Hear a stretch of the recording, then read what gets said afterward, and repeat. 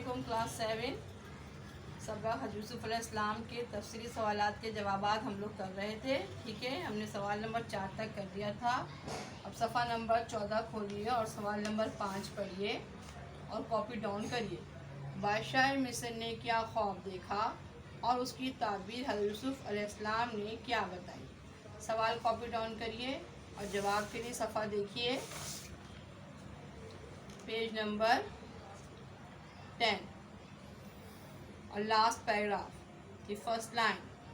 بادشاہ مصر نے خواب دیکھا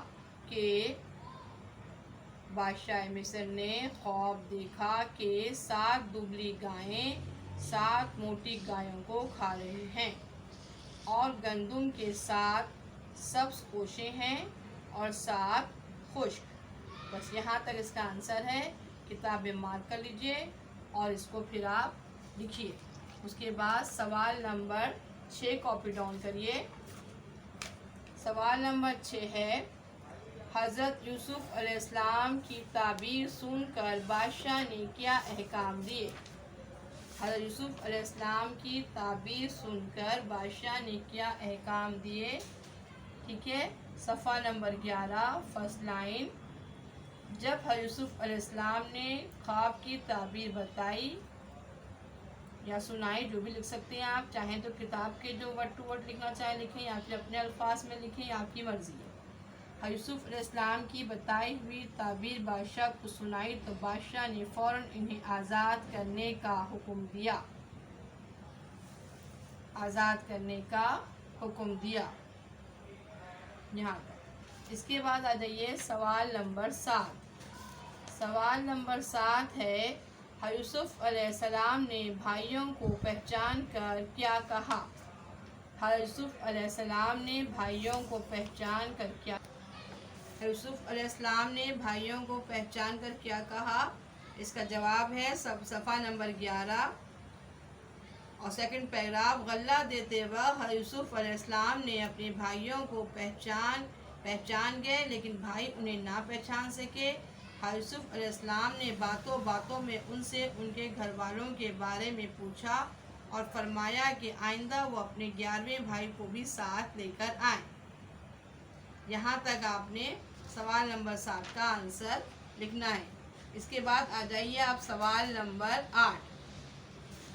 سوال نمبر 8 ہے, نوٹ ڈاؤن کریے, کاپی ڈاؤن کریے. سوال نمبر 8 ہے, یوسف علیہ السلام کے پاس ان کے بھائیوں نے تیسری بار جا کر کیا کہا اور حضرت یوسف علیہ السلام نے جواباً کیا کہا اور کیا کیا. اس کا جواب دیکھیے صفحہ نمبر 11 سیکنڈ پیراگراف اور لاسٹ فورتھ لائن. یہ سارے بھائی تیسری بار حضرت یوسف علیہ السلام کے پاس گئے اور اپنے والد کا حال بتایا. حضرت یوسف علیہ السلام نے فرمایا, میں یوسف ہوں اور یہ میرا بھائی بنیامین ہے. اللہ نے کام کرنے والوں کا اجر ضائع نہیں کرتا. شرمندگی سے ان کے بھائیوں کے سر جھک گئے لیکن حضرت یوسف علیہ السلام نے انہیں معاف فرما دیا اور اپنا کرتا دے کر کہا, یہ والد صاحب کے چہرے پر ڈال دینا, ان کی بینائی صحیح ہو جائے گی, پھر انہیں یہاں لے آنا. یہاں تک سوال نمبر 8 کا جواب ہے. اس کے بعد آپ دیکھیں سوال نمبر 9. سوال نمبر 9 کاپی ڈاؤن کریے. حضرت یوسف علیہ السلام نے خود خزانے کے انتظام کی ذمہ داری کیوں مانگی؟ کیا آپ سمجھتے ہیں کہ آپ کوئی کام بہترین طریقے سے انجام دے سکتے ہیں؟ کوئی سے 2 کام لکھیے. سوال کا آدھے حصے کا جواب آپ کتاب سے لکھیں گے. باقی جو آپ کے بارے میں پوچھا گیا ہے وہ آپ نے خود اپنی عقل اور سمجھ سے جو آپ کام دے سکتے ہیں انجام, اس کو آپ لکھیں گے. تو سوال کا جو پہلا حصہ ہے اس کا آنسر دیکھیے پیج نمبر 11 مل گیا. جب مصر کے بادشاہ نے یوسف علیہ السلام کو بہت عزت و تکریم دی. بہت سے پہلے آپ کیا لگائیں گے؟ جب لگائیں گے. جب مصر کے بادشاہ نے یوسف علیہ السلام کو بہت عزت و تکریم دی اور دربار میں کوئی اعلیٰ منصب سنبھالنے کی دعوت دی تو انہوں نے اپنے لیے خزانے کے انتظام کی ذمہ داری منتخب کی اور فرمایا کہ میں یہ کام بہتر طریقے پر انجام دے سکتا ہوں. اس طرح تفصیلی سوالات کے 9 سوالوں کے جوابات کا کام ہم نے مکمل کر لیا اور آپ نے بھی یقیناً مکمل کر لیا ہوگا. اچھا، اب آپ نے کرنا یہ ہے، سوال نمبر 7 کاپی ڈاؤن کریے. ذیل میں دیے گئے الفاظ کو اپنے جملوں میں استعمال کیجیے. ٹھیک ہے، کالم بنائیے، الفاظ لکھیے، جملے لکھیے اور جملے آپ خود بنائیں گے. کچھ لفظ کے میں بھی بنا دوں گی 1-2 جملے اور باقی آپ نے بنانا ہے. جیسے کہ بہکاوا، پہلا لفظ ہے بہکاوا. بہکاوا کیا مطلب ہوتا ہے؟ کسی کے سکھائے میں آ جانا. ٹھیک ہے، تو شیطان کا بہکاوا انسان کو دوزخ تک پہنچا دیتا ہے. شیطان کا بہکاوا انسان کو دوزخ تک پہنچا دیتا ہے. آپ کچھ اور بھی بنا سکتے ہیں. پھر دوسرا لفظ ہے سازش. ٹھیک ہے، تو کیا بنائیں گے سازش کا جملہ آپ؟ سازش کیا ہوتی ہے؟ کسی کے خلاف کام کرنا، کسی کے پیٹھ پیچھے اسے پتہ بھی نہ چلے اور ہم اس کو جو ہے اس کے نقصان پہنچانے کے لیے ہم کوئی کام کریں تو اس کو کہتے ہیں سازش. ٹھیک ہے، اب سازش کا جملہ بنائیے. خود سے آپ نے لکھنا ہے سازش. ہمیں دوسروں کے خلاف سازش نہیں کرنی چاہیے. یا اللہ تعالیٰ سازش کرنے والوں کو پسند نہیں کرتا. ٹھیک ہے، شیطان نے سازش کر کے آدم علیہ السلام اور بی بی حوا کو جنت سے نکلوا دیا تھا. صحیح. پھر اگلا لفظ ہے، تیسرا لفظ ہے آپ کے پاس خدشہ، خطرہ، اندیشہ، خوف، یہ معنی ہوتے ہیں خدشہ کے. ٹھیک ہے، لکھیے. وبائی مرض پھیلا ہوا ہے. وبائی مرض کے پھیلنے کا خدشہ دوبارہ سر اٹھا رہا ہے. ٹھیک ہے، یہ بھی لکھ سکتے ہیں، جو آسان بھی آپ لکھ سکتے ہیں. اس کے علاوہ برتاؤ کے معنی سلوک. ہمیں دوسروں کے ساتھ اچھا برتاؤ کرنا چاہیے. ہمیں مہمانوں کے ساتھ اچھا برتاؤ کرنا چاہیے. ہمیں اپنے ہم جماعت کے ساتھ اچھا برتاؤ کرنا چاہیے، وغیرہ وغیرہ. خوشہ کہتے ہیں گچھا.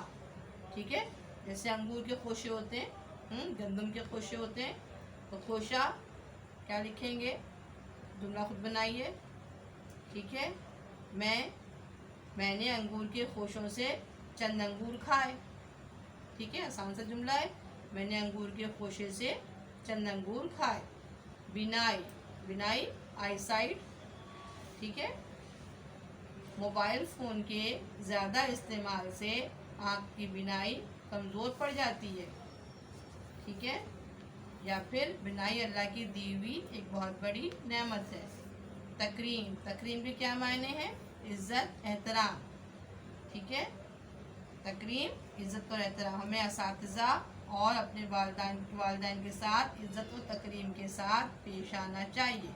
اب ہمیں اپنے اساتذہ اور والدین سے عزت و تکریم کے ساتھ پیش آنا چاہیے. اچھا، کلاس 7. اس طرح سے ہم نے اس سبق کے تمام ایکسرسائز کر لی ہیں، سوال جواب کر لی ہیں. اچھا، اس کا سوال نمبر 6 دیکھیے. 6 میں آپ کو ایکسپلین کرتی ہوں کیسے کرنا ہے، آپ خود کریں گے. انسانوں کی فطرت میں بہت سی مثبت اور بہت سی منفی خصوصیات پائی جاتی ہیں. اس قصے میں سے انسانوں کی مثبت اور منفی خصوصیات الگ کیجیے. آپ 2 کالم بنائیں گے. ٹھیک ہے، ایک میں لکھیں گے مثبت اور ایک میں لکھیں گے منفی. ٹھیک ہے، پھر سچ بولنا کیا خصوصیت ہے؟ مثبت ہے. اس کے برخلاف جھوٹ بولنا منفی خصوصیات ہے. رحم کرنا مثبت خصوصیت ہے اور ظلم کرنا منفی خصوصیت ہے. اس طرح آپ چیپٹر پڑھیں گے یوسف علیہ السلام کی خصوصیات، ان کے بھائیوں کی جو خصوصیات ہیں. ظاہر ان کے بھائیوں کی جو خصوصیات ہیں وہ ساری منفی ہی آئیں گی. سازش کرنا، یہ سب یہ آپ لکھ سکتے ہیں منفی خصوصیات میں. صحیح. تو 2 کالم بنا کر آپ نے منفی اور مثبت خصوصیات لکھنا ہے. میں تھوڑا سا بورڈ پہ آپ کو ڈیفائن کر دیتی ہوں. कि आप ये काम कैसे करेंगे। ठीक है, आपने 2 कॉलम बनाने हैं ऐसे करके। यहाँ आप लिखेंगे मस्बत, आ रहा है समझ में, नज़र भी आ रहा होगा यकीनन। और यहाँ लिखेंगे आप मनफी। ठीक है बच्चों, अब मस्बत खुसूसियात क्या क्या हैं, जैसे कि ईमानदारी, ठीक है, ईमानदारी, और इसके बरखिलाफ जगह छोटी होने की वजह से पूरा से नहीं आ रहा है, समझ आ रहा है आपको ना, ईमानदारी, बेईमानी। ठीक है, बेईमानी। अच्छा, इस तरीके से आप चैप्टर से आप सबक से ढूंढेंगे ना, सबक में क्या क्या है वो आप देखेंगे। ठीक है, मोहब्बत है, मस्बत खुसूसियात है मोहब्बत, और उसके खिलाफ उनके भाई क्या कर रहे थे, हसद कर रहे थे। यहाँ आप लिखेंगे मोहब्बत मस्बत में, और यहाँ लिखेंगे आप हसद। आ रहा है समझ में? ठीक है, इस तरीके से आपने ये काम करना है, मनफी और मस्बत खुसूसियात को अलग करके लिखना है 2 कॉलम बनाकर। सही है, इस तरीके हो गया ना, इस तरीके समझ में आ गया बच्चों आपको। अच्छा, ये सवाल नंबर 6 भी हमने कर लिया, सवाल नंबर हमने जो है वो 7 भी कर लिया। हाँ, अच्छा, अब रह गया 8। 8 में आपसे ये कहा जा रहा है कि आप किस्से यूसुफ कुरान मजीद पढ़िए और तर्जुमे के ज़रिए इसको समझने की कोशिश करिए। आपके पास आजकल बहुत वक्त है, आप आसानी से पढ़ सकते हैं, तर्जुमे से कुरान पढ़िए और इस किस्से को अच्छी तरीके से आप पढ़ लेंगे, पूरा किस्सा। ठीक है, इसमें तो मुख्तसर करके बताया आपकी किताब में, मुख्तसर करके, और लेकिन अब आपने क्या करना है, कुरान से आपने अच्छे तरीके से इसको पढ़ना है। अच्छा, वो जो सवाल नंबर 9 देखिए, ऐसे जुमले तहरीर कीजिए जिनमें दर्ज अलामात इस्तेमाल हो सके। आपने यकीनन कवायद कॉपी बनाई होगी, अगर नहीं बनाई कवायद कॉपी तो जो भी आपने नोटबुक कॉपी बनाई है उसके आधे और पेज पर आपने क्या करना है, कवायद का जो है हिस्सा बना दीजिए, हिस्से कवायद लिख दीजिए, और फिर वहाँ जितना भी कवायद का किताब से काम है वो हम करेंगे। यहाँ पर अलामात वक़्फ़ का जिक्र है। ठीक है, ये अलामात वक़्फ़ हम करेंगे, इसको मैं बाकायदा समझाऊंगी और फिर आप करेंगे। ठीक है, इंशाअल्लाह अब मैं आपको अगली क्लास में उर्दू कवायद का काम कराऊंगी।